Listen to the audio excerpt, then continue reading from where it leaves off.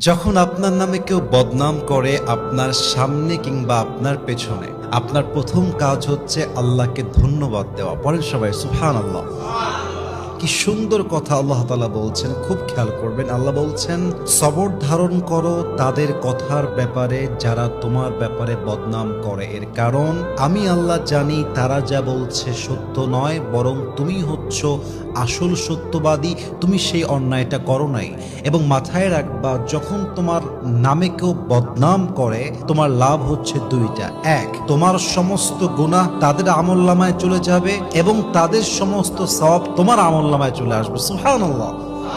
তো যারা বদনাম করবে তাদের জন্য আপনি আফসোস করবেন যে ইস রে, আমার ভাইটা বুঝে না, আল্লাহ আমার ভাইকে তুমি হেদায়াত দান করো। কিন্তু মানুষের বদনামের জন্য, অন্যের চরিত্র নষ্ট হওয়ার জন্য নিজের চরিত্র নষ্ট করা, এটা বোকামি ছাড়া আর কিছুই হতে পারে না। ঠিক কিনা বলেন? অতএব আজ থেকে বদনাম করলে নারাজ হবেন না, মন ছোট করবেন না, ভরসা রাখবেন এক সত্তার উপরে। তিনি কে?